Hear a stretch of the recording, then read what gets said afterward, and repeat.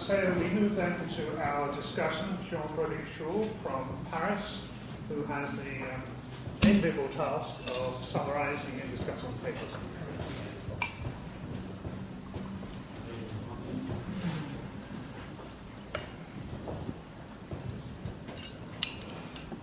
This morning, Maxime addressed a series of different questions about what exactly could be global history.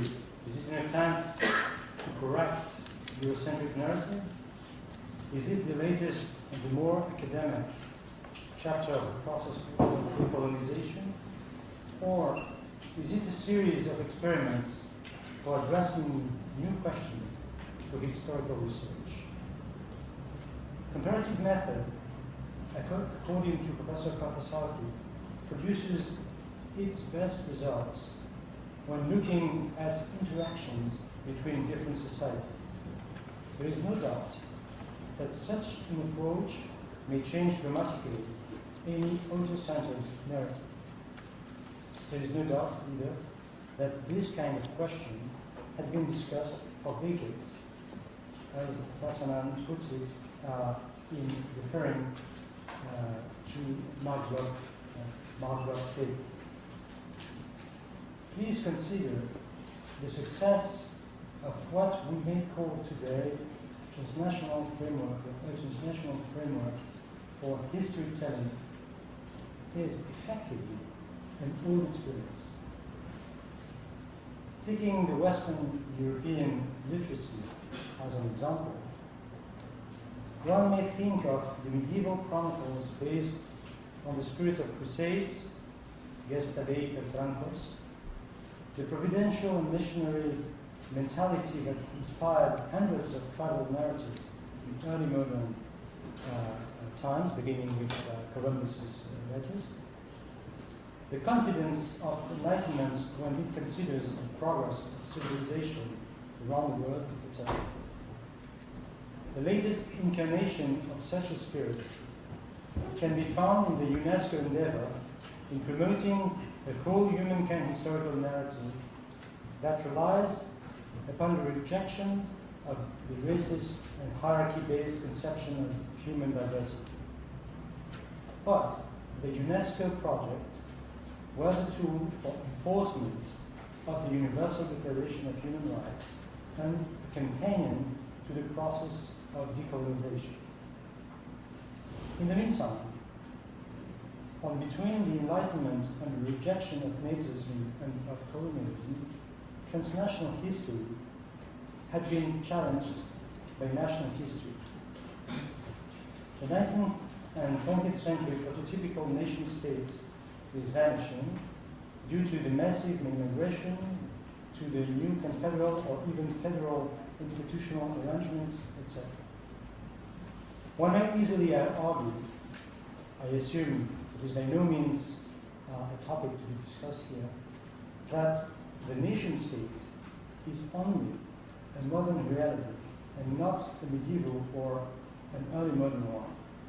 In this case, the state framework proved to be a parenthesis between a non-state-centered historical period and a new non-state-based organization of human societies.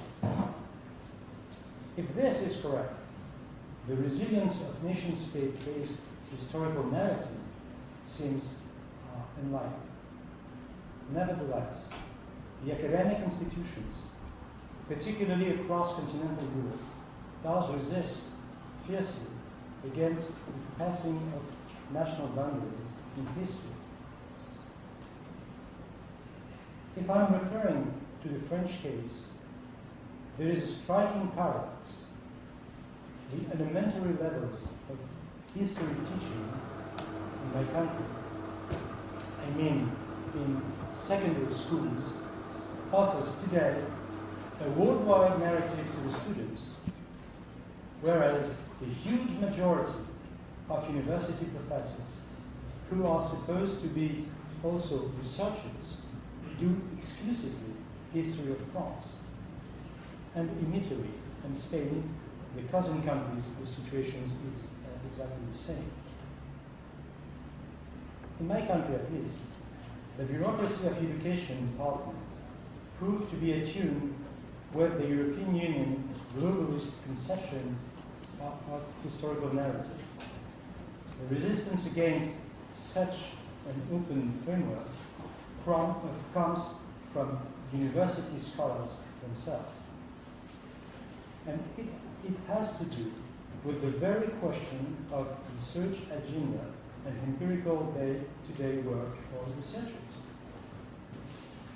I do agree 100% with Sanjay Subramanian when he demonstrates that historical meaning was by no means a Western conception of societies spread abroad with the colonial expansion.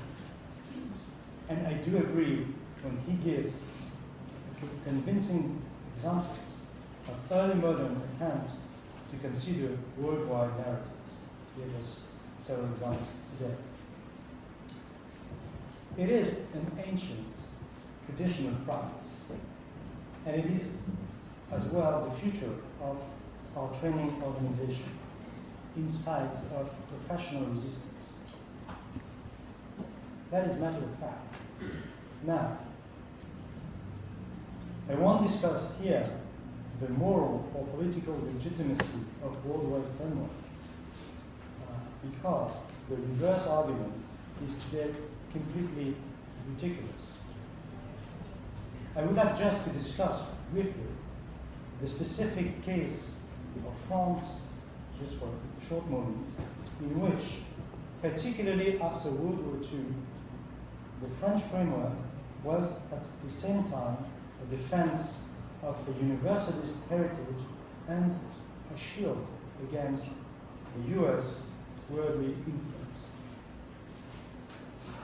The French paradox has not to do with cholesterol and red wine healthy food, but with the invention and what we may call a sort of domestic universalism, which is the best tool against universal parochialism. You know, the French formula is to think that French are universalists and all the other are particularists.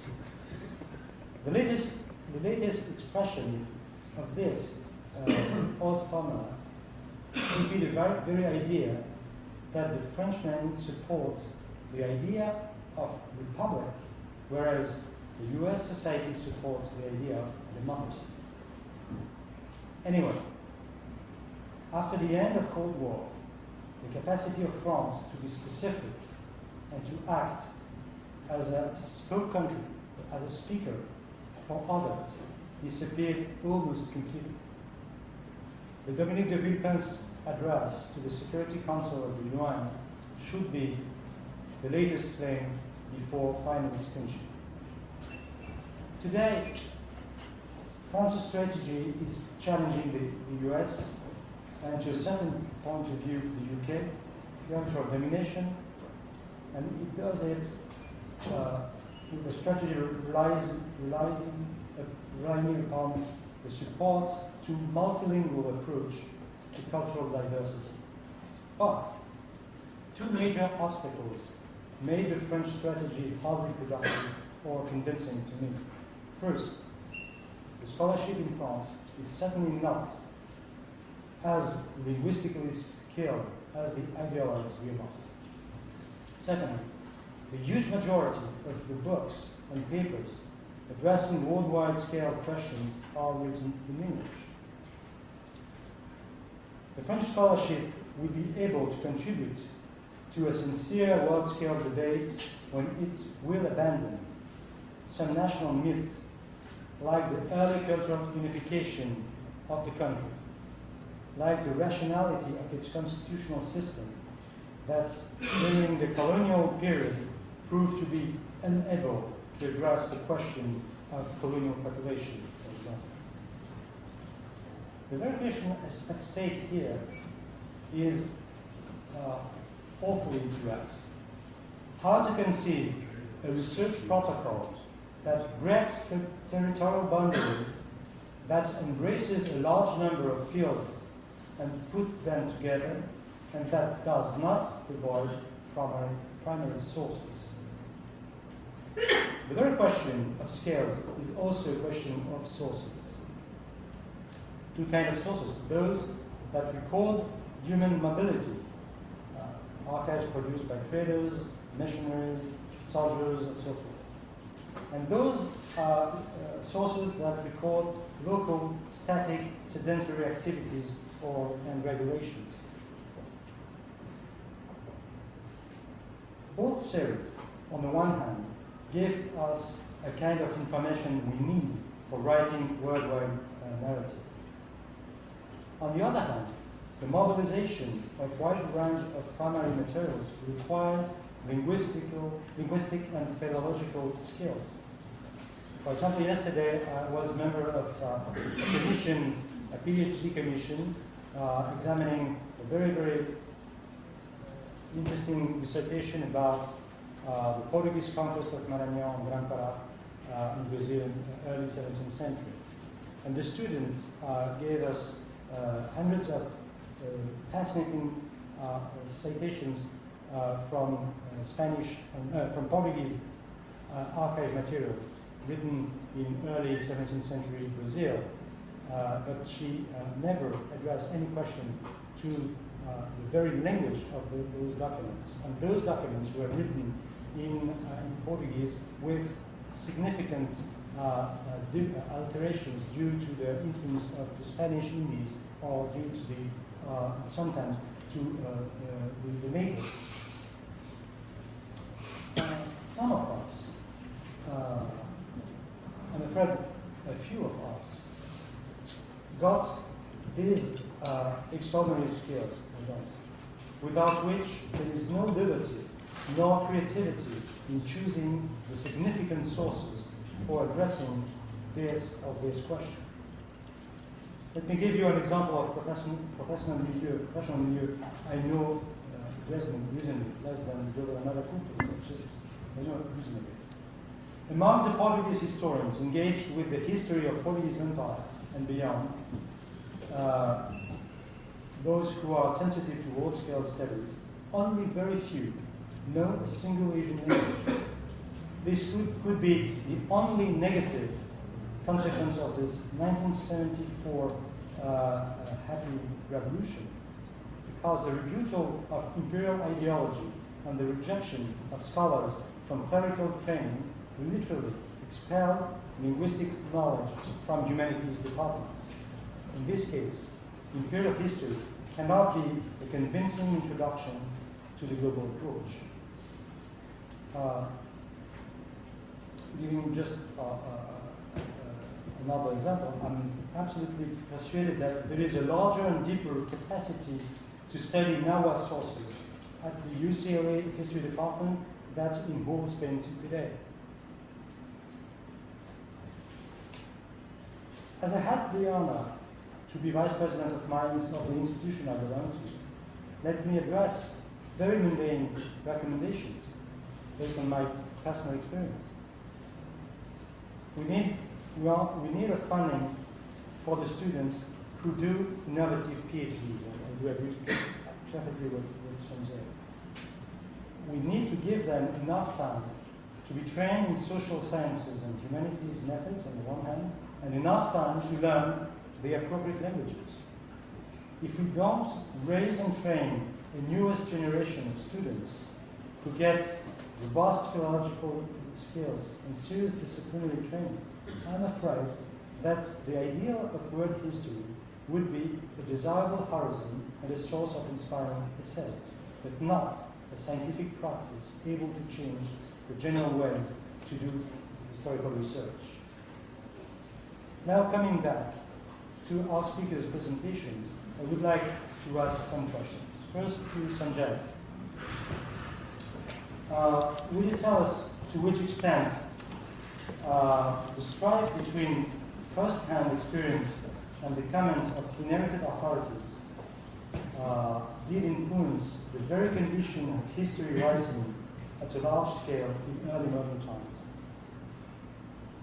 To Prasanna, don't you think that your preference for the second definition of comparison, the mutual influence, has much to do with the very argument of Sanjay, which is the ability for translation between individuals and communities born in different societies. And referring to your presentation of Ken Parman's model, in which there is no static pattern available, but reciprocal observation and expectation, is this a framework in which there is not any static reference within which historians may evaluate improvements specific to wide-scale historical research or common to global and local, if not micro-history? I'm thinking, for example, of the theoretical criticism of the concept of context itself. And finally, to Roy, the latest question. The double face of the late concept of civilization. I'm not asking about the effectiveness of the word to describe civilization to describe realities. Now, I'm asking of the lesson we must take from the fact that the same word has two radically different meanings, a unique and final process of universal convergence, and the best way for dividing words in two different regions from the beginning of the use of the word. You are referring to regions as human creations. Are you referring to the major lesson of the linguistic theory and of cultural anthropology? Do you then consider the language as the deepest determinism, the deepest source of determination communities have to face? And finally, would you please, that's just very selfish personal interest in the notion, would you please be more specific about the notion of asymmetry? Thank you very much.